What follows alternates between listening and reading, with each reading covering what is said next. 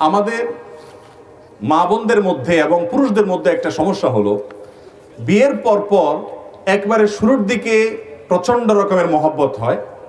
এজন্য হিন্দিতে একটা কথা আছে, ইবতিদায়ে ইশক और इंतहाए इश्क बराबर नहीं होता है। প্রেমের শুরু আর প্রেমের শেষ একরকম। শুরুতে শুধু ফুল আদান প্রদান হয়, শেষে লাঠি আদান প্রদান হয়। বুঝতে পেরেছেন? যৌবনের ভ্রমের কারণে অনেক সময় এগুলো টের পায় না, ধরাকে সরা জ্ঞান করে পাগল হয়ে যায় এবং বলে তোমার জন্য আমি জীবন দিয়ে দিব। এরপরে বলে যে তোমার থেকে বাঁচতে পারলে আমার জীবনটা বাঁচে। তাহলে বিবাহের পরও প্রায় শুরুর দিকে বিশেষ করে যারা সচ্চরিত্রবান খুব স্বাভাবিকভাবে স্বামী স্ত্রী একে অন্যকে উজাড় করে ভালোবাসেন, কিন্তু দিন যত যায় ধীরে ধীরে ধীরে ধীরে আস্তে আস্তে সংসার বড় হয়, ছেলে মেয়ে হয়, মনোমালিন্য তৈরি হওয়ার ইস্যুগুলো তৈরি হয়, মতপার্থক্যের ইস্যুগুলো তৈরি হয়, গন্ডগোল ফাসাদ হয়। বেশিরভাগ মেয়ে, বেশিরভাগ ছেলে, বেশিরভাগ দম্পতি এই জায়গাটায় এসে অনেক বড় ধরনের অ্যাক্সিডেন্ট এবং ভুল করে। সেটা কি? মনে করে না এর সাথে আমার আর চলবে না, রাস্তা আলাদা করে ফেলতে হবে, সে সিরিয়াস হয়ে যায়। অথচ দাম্পত্য জীবনে গন্ডগোল ফাসাদ হয় না এমন কোন দম্পতি খুঁজে পাওয়া।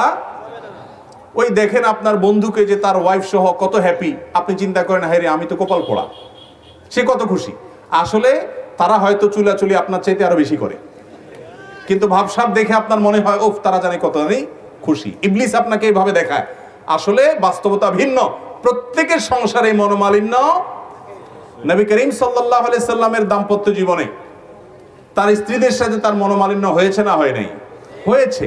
খুব বড় সিরিয়াস কিছু হয় নাই। আমরা যেরকম মনোমালিন্য হলে ছোট লোকই করি, নবী আলাইহিস সালাম তো তার মুখ দিয়ে কখনো কটু কথা বের হতো না, কখনো নারীদের গায়ে হাত তোলেননি তিনি। কিন্তু অভিমান করে মনের কষ্টে মসজিদে এসে তিনি আর বাসায় যাবেন না। পরে সাহাবা ইকরাম মধ্যস্থতা করে সেটাকে দূর করলেন। তাহলে বোঝা গেল স্বামী স্ত্রীর মধ্যে বোঝাপড়ার গরমিল এটা হবেই। বিশেষ করে বিবাহের একদম শুরুতে তো মোহাব্বত অনেক উতরাবে, ইবতিদায়ে প্রেমের শুরুতে যেরকম থাকে ওরকম থাকবে। কিছুদিন গেলে আস্তে আস্তে আস্তে এবার একটু টুনটান টুনটান লাগবে, গন্ডগোল হবে, ফাসাদ হবে, তুমুল আকারে সেটা বিশ্বযুদ্ধের আকারও ধারণ করতে। কিন্তু বাস্তবতা হলো শতকরা 999টা দাম্পত্য সম্পর্ক একটা পর্যায়ে গিয়ে এই সমস্ত টুনটান ঝগড়া ঝাঁটি এগুলো সব দূর হয়ে বিশ্ব শান্তি প্রতিষ্ঠা যেরকম হয়, যুদ্ধ বাদ হইয়া ওইরকম শান্তি প্রতিষ্ঠা হয়ে যায়। অনেক দম্পতি এটা বুঝে না, মেয়েদেরকে শয়তান উস্কায়, বলে যে এমনকি তার বান্ধবীরা অনেকে উস্কায়। অনেক পুরুষ আছে মানুষরূপী শয়তান, দেখতে মানুষের মতো, এটা আসলে ইবলিসের কাজ করে। সে আইসা বলে যাহারে তোমার মতো মেয়ের জীবনটা শেষ করে দিলা এই একটা মানুষের সাথে। আহা, তোমার জীবনে কত কত ভালো ছেলে মেলার কথা, অজাগায় তোমার বাপ মা বিয়ে দিয়ে দিছে, দিলনি তারে উস্কায়। আবার একই কথা ছেলে কেউ বলে। মূলত এগুলো সবগুলো হলো মানুষরূপী শয়তান, ওয়াসওয়াসা তৈরি করে দাম্পত্য কলহ সৃষ্টি করে। এই জন্য আমাদের মা বোনদেরকে বলবো, আপনাদেরকে অনেকে উস্কাবে যে না না না এই সমস্ত অশান্তি করা যাবে না, নিজের পায়ে নিজে দাঁড়াতে হবে, ছেড়ে দাও, স্বামীর সংসার চলে যাও। হ্যাঁ, ইন্ডিভিজুয়াল কোনো কেস, অমানুষ আছে, তার কাছ থেকে ভালো কিছু আশা করা যায় না, সবর করা যায় না, তাহলে সেক্ষেত্রে আপনি পরামর্শ করে বিচ্ছেদের সিদ্ধান্ত নিতে পারেন, কিন্তু সেটা হতে হবে বিচক্ষণতার সাথে। দাম্পত্য জীবনে মাঝামাঝি পর্যায়ে এসে নদীর মাঝখানে আসলে যেরকম ঢেউ থাকে, উত্তাল তরঙ্গ থাকে, ওইরকম গন্ডগোল ফাসাদ প্রত্যেকটা ফ্যামিলিতে হয়।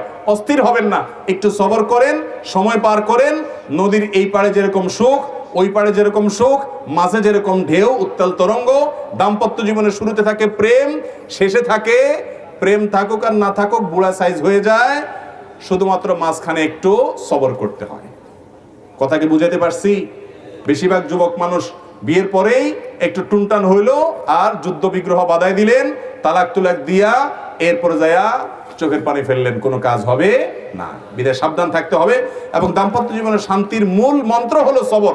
সবর ছাড়া দাম্পত্য জীবনের শান্তি কখনো আসবে? সবর থাকতে হবে। আল্লাহ আমাদেরকে সবর করার তৌফিক দান করুন।